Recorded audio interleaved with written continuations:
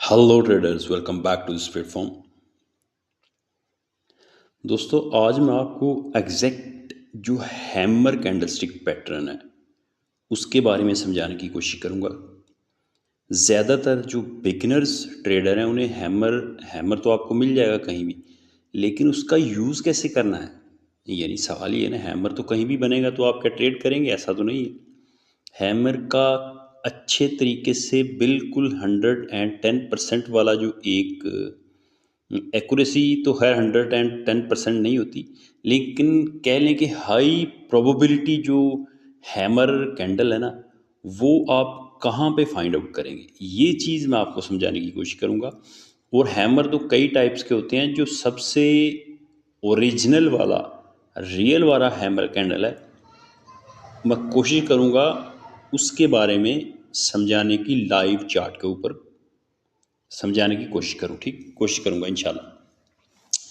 अच्छा, सबसे पहले तो आप ये समझेंगे, मैं यहाँ पे आपको थोड़ा सा पहले ड्राइंग पे समझेंगे, उसके बाद हम समझेंगे हम लाइव चार्ट के ऊपर। ठीक है, सबसे पहले देखिए हैमर, एक तो ये हैमर हो गया। ठीक है, सेकंड नंबर पे ये हैमर हो गया। थर्ड नंबर पे ये हैमर हो गया।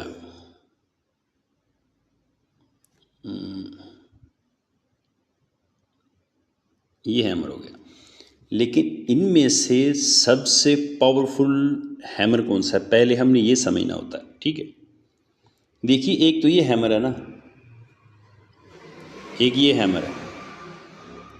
क्या आप इसे हैमर कहेंगे? देखिए ये हैमर नहीं है। क्यों नहीं है? हैमर का रूल ये होता है, हैमर की जितनी भी बॉडी हो, डजंट मैटर, लेकिन उसकी जो विक होती है ना, अपनी बॉडी से दुगनी हो, दो या दो से दुगनी से ज़्यादा बड़ी हो। यानी अगर आप यहाँ पे देखेंगे ना, इसका जो एक बॉडी है ना, इसकी बॉडी और जो इसकी विक ऑलमोस्ट बराबर बराबर है। ठीक है, लेकिन यहाँ पे अगर आप देखेंगे तो यहाँ पे थोड़ी कन्फ्यूजन है इस वाले जो एक विक है इस पे। लेकिन ये जो थर्ड वाला हमारे पास एक हैमर है, ये 110% वाला है, बिल्कुल ओके वाला, यानी ये हमारा हैमर है। क्योंकि क्योंकि इसकी जो विक है अपनी बॉडी से दुगनी है या दुगनी से ज़्यादा है। ये आपने रूल ज़हन में रखना है। आप विक देख सकते हैं इसकी, अपनी बॉडी से बहुत बड़ी है, लेकिन हल्का सा ऊपर अगर आप देखें, ये एक निकला हुआ है, इसका विक बनी हुई है। ये इसका डजल मैटर, ज़्यादा बड़ी नहीं होनी चाहिए। ठीक है, ज़्यादा बड़ी इसकी जो विक ऊपर वाली नहीं होनी चाहिए, हल्की सी हो तो वो ज़्यादा बेहतर है। तो इस वाले आपने ये वाला जो एक हमारे पास हैमर है, ये आपने जहन में रखना है, ये असल हैमर होता है। ठीक है,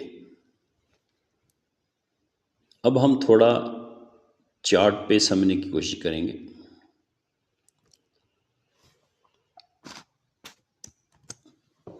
यहाँ पे अगर आप देखेंगे, अच्छा, सबसे पहला रूल ये कि आपने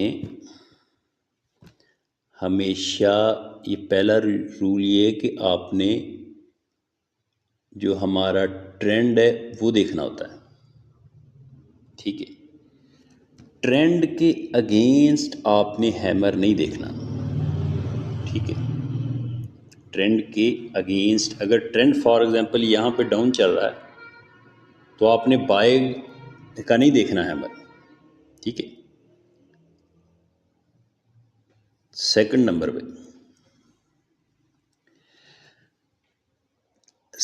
नंबर पे ये है कि जब भी आपने हैमर देखना है, वो अपने पॉइंट ऑफ इंटरेस्ट पे देखना है। ठीक है, पॉइंट ऑफ इंटरेस्ट, जिसे हम शॉर्ट फॉर्म में POI बोलते हैं, ठीक है। ये बात आपने ज़हन में रखनी है। अब पॉइंट ऑफ इंटरेस्ट क्या होता है, ये मैं आपको समझाने की कोशिश करता हूँ। देखिए, प्राइस ने अपना ये जो एक सपोर्ट लेवल है, इसे ब्रेकआउट किया, इसे ब्रेकआउट किया यहाँ पे, लेकिन ये भी ब्रेकआउट नहीं हुआ, ये विक लगी। ब्रेकआउट यहाँ पे आके किया प्राइस ने, यहाँ पे आके किया ब्रेकआउट, थोड़ा सा एक रेंज, अगेन नीचे। ये देखिए, ये जो एक होती है, ये एक रेंज होती है, आप ये भी आपने ज़हन में रखना, ये कोई पुल बैक नहीं होता। पुल बैक असल में ये है, ये पुल बैक यानी थोड़ा सा प्राइस रिट्रेस करे। ये तो यहाँ पे अगर आप देखेंगे, यहाँ पे तो जस्ट एक रेंज कर रहा है, ठीक है। रेंज करने के बाद प्राइस नीचे गिरा और ये पुल बैक है। ये प्राइस यहाँ से थोड़ा सा डीप रिट्रेसमेंट लिए प्राइस ने, तो इसे हम पुल बैक मानेंगे, ठीक है। अब जैसे कि ये पुल बैक है,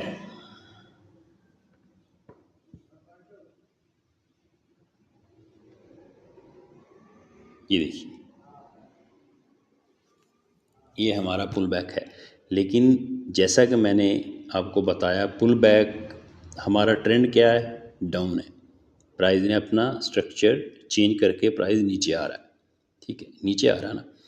तो फिर आपने रिट्रेसमेंट का थोड़ा सा डीप रिट्रेसमेंट, जैसा कि मैंने बताया, यहाँ पे अगर आप देखेंगे तो ये एक क्या है, ये एक रेंज है। रेंज में नहीं, थोड़ा सा प्राइस यहाँ से डीप रिट्रेसमेंट ले, ठीक है।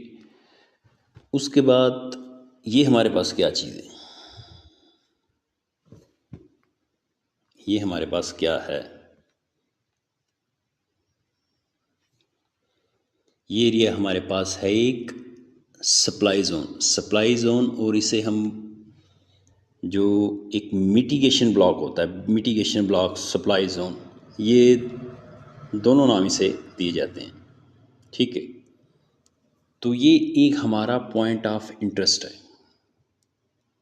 ये हमारा मिटिगेशन ब्लॉक है और पॉइंट ऑफ इंटरेस्ट है। तो यहाँ पे हम एंट्री अपना जो हैमर कैंडलस्टिक पैटर्न देख सकते हैं, जैसा कि प्राइस ने यहाँ पे बनाया, यहाँ पे प्राइस ने अपना हैमर कैंडल दिया, ये आप देख सकते हैं। यहाँ पे मैं अगर इसे ड्रा करता हूँ,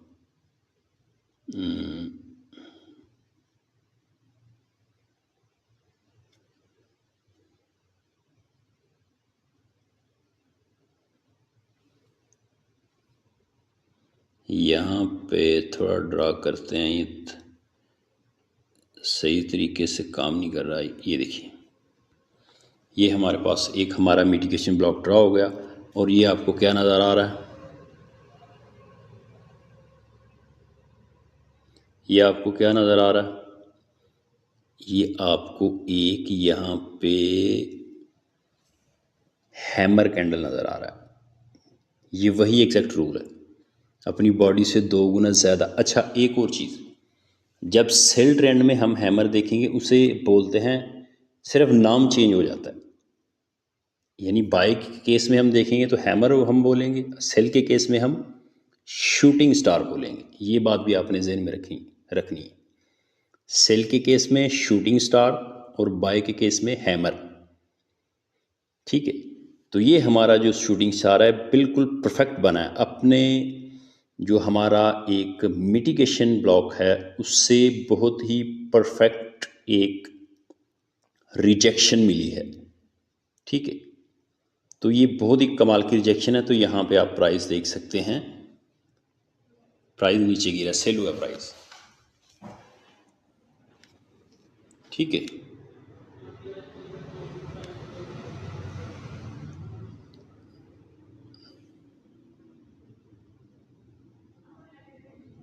यहाँ से प्राइस क्या हुआ, सेल हुआ।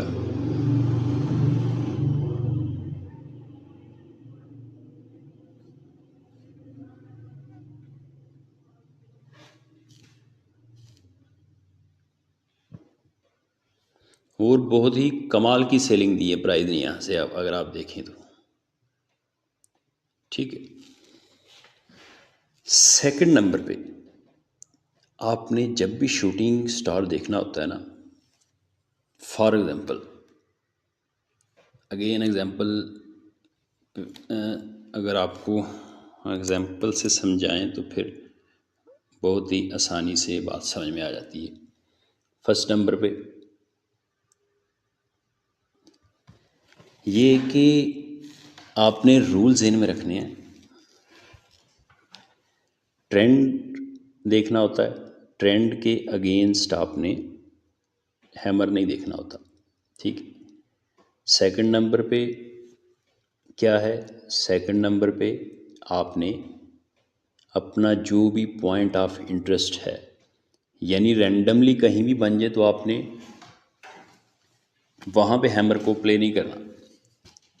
सेकंड नंबर पे पुल बैक हो, रिट्रेसमेंट थोड़ा डीप हो, उसके बाद प्राइस अपने की लेवल पे आए, यानी पॉइंट ऑफ इंटरेस्ट पे आए, तो वहाँ पे अगर हैमर बने तो फिर वो हैमर चलेगा। और हैमर आपने देखना किस टाइम फ्रेम पे, ये भी एक सवाल है ना। देखिए फॉर एग्जांपल, मैं ये हमारे पास कौन सा टाइम फ्रेम है, ये हमारे पास है, ये हमारे पास अगर आप देखेंगे आप, ये हमारे पास 15 मिनट का टाइम फ्रेम है। ठीक है, कौन सा टाइम फ्रेम है, 15 मिनट का। ठीक है, अब 15 मिनट का टाइम फ्रेम है तो आपने सिर्फ, अगर 15 मिनट में देख रहे हैं तो हैमर ज़्यादा से ज़्यादा आप 5 मिनट में जाके देख सकते हैं। यानी अगर आपका स्टैंडर्ड टाइम फ्रेम, अगर आपका स्टैंडर्ड टाइम फ्रेम है 15 मिनट, तो आप 5 मिनट में जाके हैमर देख सकते हैं, या सेम टाइम फ्रेम 15 मिनट में देखेंगे। 1 मिनट में जाके आप नहीं देखेंगे, 1 मिनट में आप जाके नहीं देखेंगे, ये बात आपने से मेरे। इसी तरह अगर आप H1 के टाइम फ्रेम में, H1 के टाइम फ्रेम में आप सेटअप देख रहे हैं, तो आपने H1 में ही हैमर देखना है, या फिर 30 मिनट के टाइम फ्रेम में आपने हैमर देखना है, इससे नीचे नहीं जाना। यानी जस्ट 1 स्टेप डाउन जाना है आपने टाइम फ्रेम में, इससे ज़्यादा नीचे नहीं जाना। ज़्यादा नीचे जाएंगे